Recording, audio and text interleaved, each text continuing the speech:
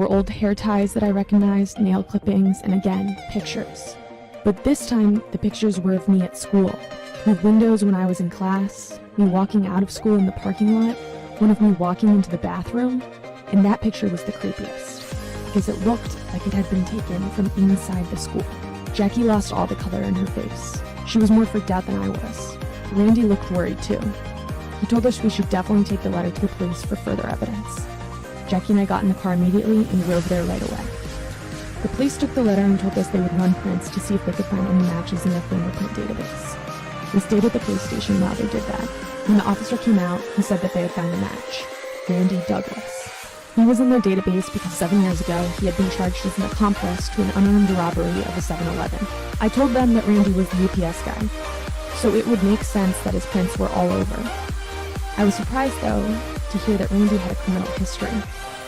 I don't know what to say back to her, and when I get home, I take a shower and I take off the necklace. But when I get out of the shower, I hesitate before I put the necklace back on. So I go to my phone and I Google meaning of opal, and I found on Wikipedia that opals are sometimes known as demon stones, and that the stone is associated with bad luck. In Russia, the stone symbolizes an evil eye, and anyone wearing it or associated with the stone also is evil themselves. Whoops. So now that opal necklace is somewhere in the Atlantic Ocean because that's where I threw it. A business trip at the same time in March. But they weren't totally comfortable yet, so for the first time since I was in 5th grade, they hired a babysitter. Jackie Ward was her name. She lived in town and was nice enough, and honestly, I was still pretty spooked, so I was happy to have Jackie around. I had been having trouble sleeping, and whenever I heard a noise in the house, I would wake up. I also slept with a knife next to my bed. I felt kind of crazy, but it did make me feel safer. One day after school, Jackie asked me if anyone else lived on the road. I asked why. She said she had seen a black-haired lady, really pale looking, not wearing a jacket, even though it was still March and really cold out. Jackie said that when she drove by, the woman glared at her, like she was driving too fast or something, even though she was going really slow. I told Jackie that no one else lived on the road. The only thing at the end of the road was our house, so if she was walking for any purpose other than exercise, she was coming to us.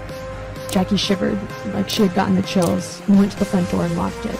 She then checked every door in the house to make sure it was locked. I don't know what to say back to her, and then I get home and I take a shower and I take off the necklace. But when I get out of the shower, I hesitate before I put the necklace back on. So I go to my phone and I Google meaning of opal, and I found on Wikipedia that opals are sometimes known as demon stones, and that the stone is associated with bad luck. In Russia, the stone symbolizes an evil eye, and anyone wearing it or associated with the stone also is evil themselves.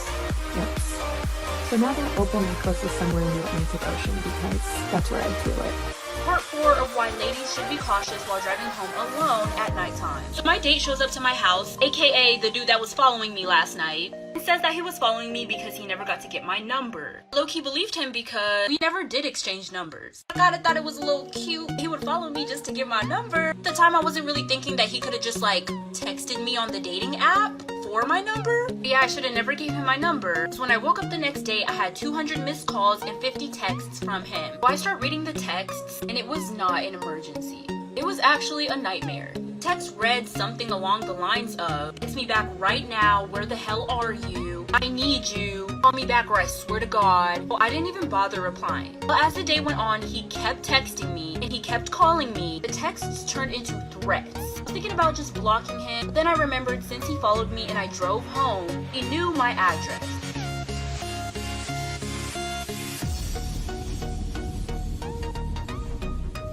But something hit me in the back. But I close my eyes and I just jump in, and the water actually feels warmer than the air, and it feels good, and I'm happy I'm in it. And I see kind of the small orange yellow light of the campfire on shore, and I start swimming towards it. But then I hear a small splash behind me, like it sounded like a small fish jumped out of the water. But I can't really see anything because the moon was just a sliver that night and everything around me was pitch black. But I start swimming faster towards shore, and all of a sudden I feel something take my hand, like grab it really aggressively. It feels like another hand holding mine, trying to pull me down, and I freak out and I scream and I pull my hand away and I start swimming faster than I ever have in my whole life. And then I feel the same thing grab my ankle, and I kick and it's still holding onto it, but finally I kick really hard and I get it to let go, and I'm swimming even faster. And honestly, I kind of blacked out, but once I got to the point where I could touch, I just start sprinting through the water onto the shore. So I sprint back to the fire, and I'm trying to tell my drunk friends what had happened, but they think I'm trying to trick them and scare them, and that I made up this scare. Just to be safe, she said, winking. Later that evening, we were watching TV, and there was a loud knock on the door. We both jumped. "Don't move. I'll get it," Jackie said. She slowly crept towards the door, and then I heard her exhale loudly and laugh. "Oh, it's just the UPS guy," she said. She opened the door and Randy was standing there with a few packages in hand. I came over and said hi. He handed me the boxes. Oh, and one more thing. He went back to his truck to get the last package. When he turned around, I could see what was in his hands, and my heart dropped. A yellow envelope, just like the first envelope that had my hair and a picture of my feet. Randy glanced nervously at me when he handed it, like he also recognized the similarity between the first stalker package and what he was handing me right then. Jackie was confused and asked if everything was all right. I told her about the package from a few months back and how this was the exact same type of envelope again, with no return address. "Well, we have to open it," Jackie said. "In case it's another one of those letters, we have to take it to the police." Jackie was right, so I slowly tore open the envelope and looked. Part 5 of why ladies should always be cautious while driving alone at night.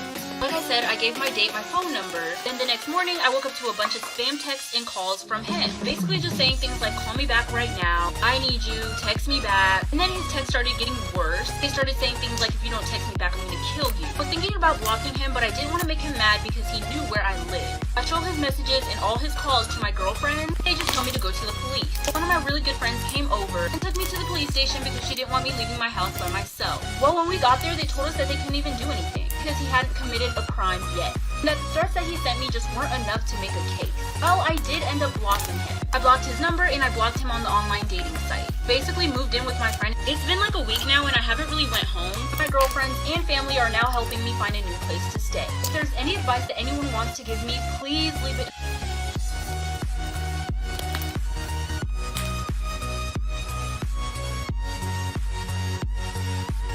That something hit me in the back. But I close my eyes and I just jump in, and the water actually feels warmer than the air, and it feels good, and I'm happy I'm in it. And I see kind of the small orange-yellow light of the campfire on shore, and I start swimming towards it. But then I hear a small splash behind me, like it sounded like a small fish jumped out of the water. But I can't really see anything because the moon was just a sliver that night, and everything around me was pitch black. But I start swimming faster towards shore, and all of a sudden, I feel something take my hand, like grab it really aggressively. It feels like another hand holding mine, trying to pull me down. And I freak out and I scream and I pull my hand away and I start swimming faster than I ever have in my whole life. And then I feel the same thing grab my ankle, and I kick and I kick, and it's still holding on to it, but finally I kick really hard and I get it to let go, and I'm swimming even faster. And honestly, I kind of blacked out, but once I got to the point where I could touch, I just start sprinting through the water onto the shore. So I sprint back to the fire, and I'm trying to tell my drunk friends what had happened, but they think I'm trying to trick them and scare them, and that I made up this scare.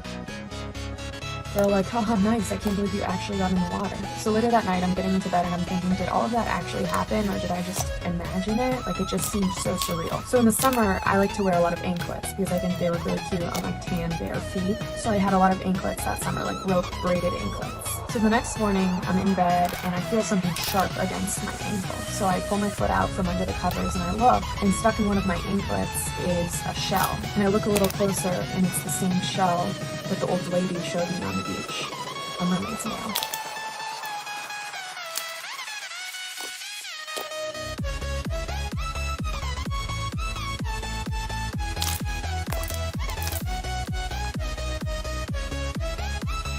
But the police said it was pretty wet and messy in the mud, so it was really hard to tell. There definitely could have been a third type of track that they couldn't see. They told us that they would station a cop car at the end of the road for the rest of the week to watch for anyone who drives up. That made me feel better. A few days later, Jackie and I went to Trader Joe's together. My parents would be back the next day. Jackie really wanted to tell them what had happened, but I convinced her to wait until they got back. We were in the dairy aisle when all of a sudden, Jackie gripped my arm really tight. "Ow," I said. "That's her," Jackie whispered. "The one I saw walking on your road." The woman was looking at eggs and didn't see us. She looked exactly as Jackie had described. Black hair, pale, slender, like she needed to eat a hamburger or something. Jackie and I hid behind the aisle watching her. We didn't want her to see us, but we also looked really suspicious hiding behind the chips and salsa like that. People were giving us weird looks. We watched as the woman checked out. I could hear the cashier ask her how she was doing, and she didn't say anything back. She didn't even smile. Then I noticed something from her. She was wearing my mom's jade necklace, one of the pieces of jewelry that had been stolen during the robbery a few days earlier. I told Jackie, and she said we had to follow her so that we could get our license plate number and then tell the police. The woman walked out of the Trader Joe's automatic doors, and we followed. I couldn't believe when I saw the car she was walking towards, a brown UPS truck. What the fuck? She works for UPS? Jackie said incredulously. Maybe she stole it, I whispered. I took a picture of the license plate number discreetly. I called UPS to report the vehicle. I told them that I thought one of their trucks had been stolen because we saw someone who definitely was an UPS employee drive off with it. Or if she was a UPS employee, then she also was a thief who broke into my home. They asked for a license plate number to look up. They told me they didn't have a truck in their system with the plate I provided. I was confused. But then, for some reason, I found myself asking them to look up the driver, Randy Douglas. Because the truck looked a lot like his, although I know all UPS trucks do look the same, of course. I could hear the operator typing and then exhale over